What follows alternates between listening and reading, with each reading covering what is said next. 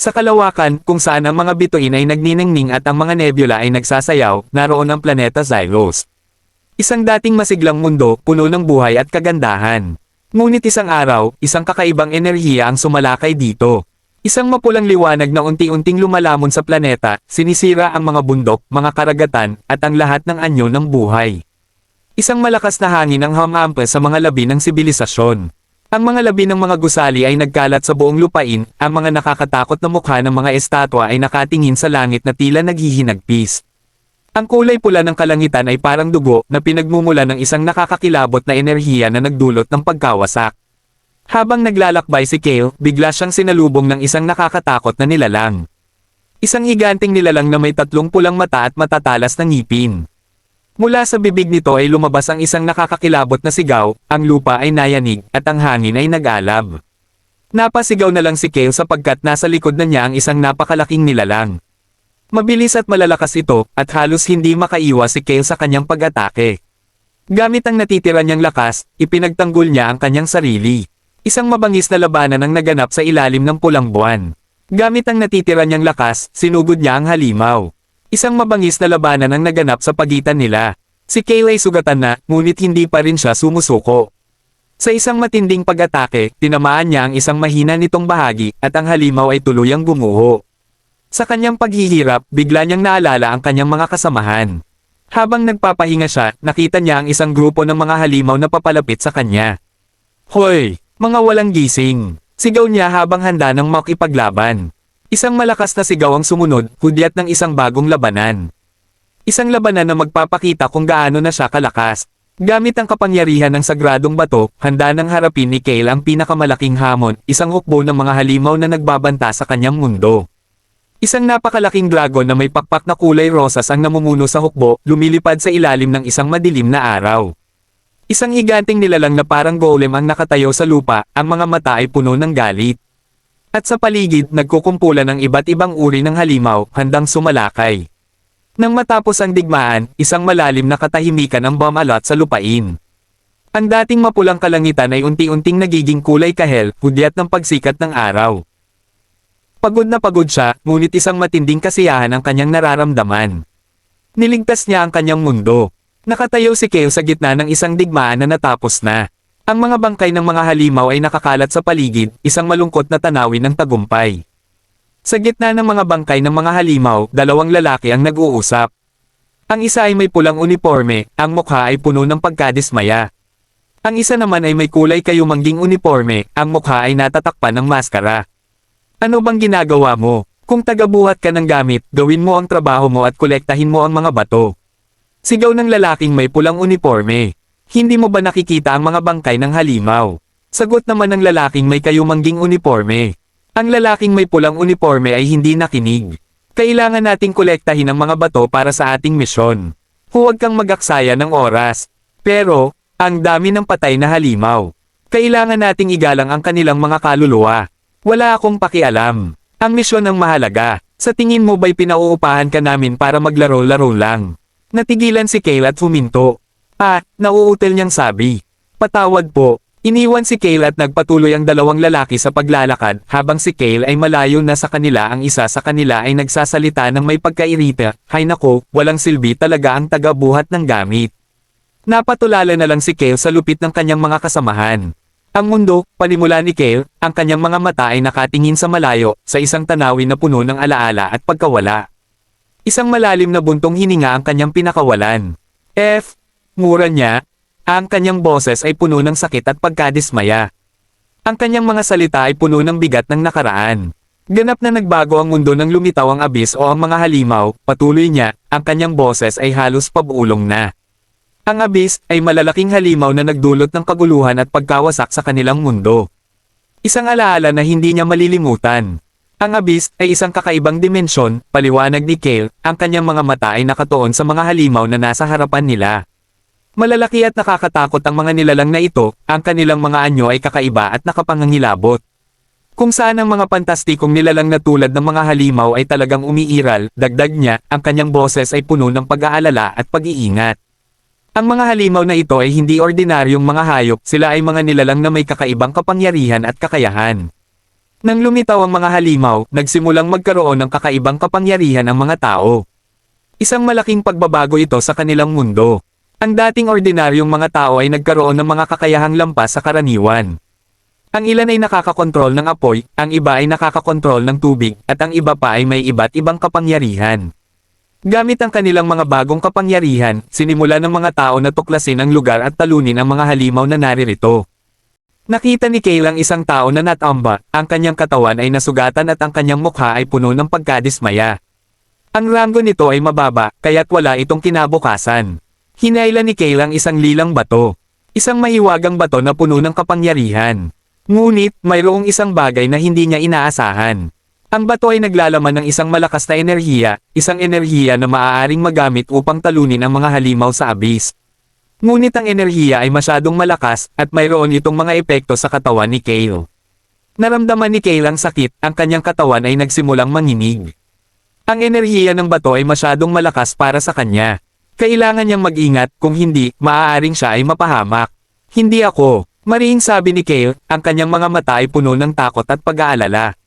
Kung wala ang paggising, sabi ni Kale, ang kanyang boses ay puno ng pagkadismaya, hindi ko kailanman maisip na mabuhay na katulad nila. Ang kanyang mga mata ay nakatuon sa malayo, sa isang lugar na puno ng pag-asa at pangarap. Ngunit ang kanyang kasalukuyang kalagayan ay malayo sa kanyang mga pangarap. Pinagsama ko na ang lahat ng aking mga gamit, sabi niya, ang kanyang boses ay puno ng determinasyon. Subalit maya-maya napatulala na lang si Kale sa kanyang nakita. Maraming bangkay ang nakakalat sa paligid, ang kanilang mga katawan ay puno ng dugo. Ang tanawin ay nakapangangilabot, isang tanawin na hindi niya malilimutan. Ang mga patay ay mga mandirigma na lumaban sa mga halimaw. Sila ay mga bayani na nagsakripisyo ng kanilang buhay para sa kaligtasan ng kanilang mundo. Nakaramdam si Kale ng lungkot at galit. Lungkot para sa mga namatay, at galit sa mga halimaw na pumatay sa kanila. Kaya ikaw pala ang huling natira, sabi ng isang tinig na puno ng misteryo at panganib. Ang tinig ay tila nagmumula sa isang lugar na malapit, ngunit hindi niya ito makita. Pero, bulalas ni Kale, ang kanyang mga mata ay puno ng gulat at pagkalito. Hindi niya inaasahan ang sasabihin sa kanya. Ang kanyang mukha ay puno ng pawis at dumi, ang kanyang katawan ay pagod na pagod. Isang nakakatakot na nilalang ang lumitaw. Isang higanting nilalang na may mga sungay at maraming braso. Ang katawan nito ay natatakpan ng mga bungo, at ang mga mata nito ay puno ng galit. Ang mga kamay ng halimaw ay umabot kay Kale. Malalaki at maitim ang mga ito, puno ng kapangyarihan at galit. Isang nakakatakot na tanawin na nagpapahiwatig ng malaking panganib. Si Kale ay nasa panganib. Kailangan niyang makatakas. Kailangan niyang mag-isip ng paraan upang makaligtas. Subalit sa pag-atake ng halimaw, isang matinding sakit ang bumalot kay Kale. Ang kanyang kanang kamay ay naputol ng halimaw, ang matinding hapdi ay nagpaparamdam sa kanya ng matinding paghihirap. Ang dugo ay umaagos, ang kanyang paningin ay nagdidilim. Nanghihina ang kanyang katawan, ngunit ang kanyang determinasyon ay nananatiling matatag. Isang malakas na sigaw ang umalangaw-ngaw mula sa halimaw habang sinasalakay nito si Kale. Ang galit at puot ay kitang-kita sa mga mata nito. Ang mga kamay nito, na parang mga galame na puno ng mga tinak, ay handang-handa nang wasakin ang lahat sa landas nito. Bumagsak si Kale sa lupa, ang kanyang kamay ay patuloy na nagdadyugo. Nagalit si Kale sa sakit na naramdaman niya, napasigaw ito at ang kanyang mukha ay puno ng galit at determinasyon. Sa kabila ng matinding sakit at pagod, hindi siya susuko. Babangon siya at lalaban muli. Sa patuloy na pag-atake ng halimaw, napahilig si Kale, ang kanyang katawan ay nanghihina na. Sa muling pag-atake ng halimaw, isang malakas na kuryente ang pinakawalan nito at tumama kay Kale. Si Kale, ang ating bida, ay bumagsak, ang kanyang katawan ay tinatabunan ng dugo. Imposible, isang mahinang ungol ang kanyang inilabas. Ang kanyang katawan ay unti-unting nawawala ng buhay. Ganito ba ang kamatayan ko? Bulong ni Kale, ang kanyang mga mata ay puno ng luha at pagkadismaya. Ang dugo ay umaagos mula sa kanyang mga sugat na nagpapahiwatig ng kanyang papalapit na kamatayan. Namatay ang mga magulang ko sa isang aksidente sa sasakyan, at lagi akong inaapi sa paaralan, sambit ni Kale, ang kanyang mga mata ay puno ng sakit at pagkadismaya. Ang mga alaala ng kanyang nakaraan ay muling sumulpot sa kanyang isipan na nagpapaalala sa kanya ng mga paghihirap na kanyang pinagdaanan. Ang buong buhay ko ay parang isang biro lang dahil hindi ako nagising, dagdag pa niya. Pero, ang tanging ginawa ko lang ay nagdala ng mga bagay para sa iba. Hindi ito pwedeng maging katapusan. Sigaw ni Kale, ang kanyang mga mata ay puno ng determinasyon. Isang maliwanag na liwanag ang sumilaw sa paligid ni Kale. Isang babaeng nilalang na may puting balat at mahabang buhok ang lumitaw sa gitna ng isang cosmic na tanawin. Ang kanyang presensya ay puno ng misteryo at kapangyarihan. Isang malaking hagdanan na gawa sa ginto ang sumalubong kay Kale. Sa itaas nito ay isang misteryosong portal na kumikislap sa kulay asul. Isang malaking liwanag ang sumilaw sa kanyang harapan na nagpapahiwatig ng isang bagong kabanata sa kanyang buhay. Isang nilalang na may puting buhok at katawan ang lumitaw sa gitna ng isang maliwanag na liwanag. Sino? Sino ka? Tanong ni Kale, ang kanyang mga mata ay puno ng pagtataka at takot. Nakatayo sa kanyang harapan ang isang nilalang na may puting buhok at katawan, ang kanyang presensya ay puno ng misteryo at kapangyarihan. Sino nga ba ang nakakaalam? Tinatawag akong hari ng iba, sagot ng nilalang, ang kanyang mga salita ay puno ng misteryo at kapangyarihan. Ngunit wala itong kinalaman sa iyo. Bibigyan kita ng kapangyarihan, sabi ng hari, ang kanyang mga salita ay puno ng kapangyarihan at awtoridad. Isang malaking planeta ang lumitaw sa likod niya na nagpapahiwatig ng kanyang malawak na kapangyarihan. Ang hari, kapangyarihan. Bulalas ni Kale, ang kanyang mga mata ay puno ng pagtataka at pagkalito. Ano ang pinagsasabi niya? Ang labis na pag-aalinlangan ay hindi maganda para sa iyo, sabi ng hari, ang kanyang mga salita ay puno ng babala. Ang mukha ni Kale ay puno ng pag-aalinlangan at takot. Pumunta lang ako rito para gawing napili ko dahil lubos akong naantig sa iyong lakas ng loob at tibay, sabi ng hari. Ang kanyang mga salita ay puno ng paggalang at paghanga. Isang malaking liwanag ang sumilaw kay Kale at isang planeta ang lumitaw sa kanyang harapan. Si Kale naman ay nagulat at nagtanong, hintay. Ang napili mo, ano sa mundo ang nangyayari ngayon? Tanong ni Kale, ang kanyang mga mata ay puno ng pagtataka at takot. Ngunit ang hari ay tumawa lamang at nagsabi, haha, maghintay at makikita mo. Isang araw, malalaman mo rin. Makikita kita ulit, sabi ng hari, ang kanyang mga salita ay puno ng misteryo. Ang mukha ni Kale ay puno ng pagtataka at pag-aalala.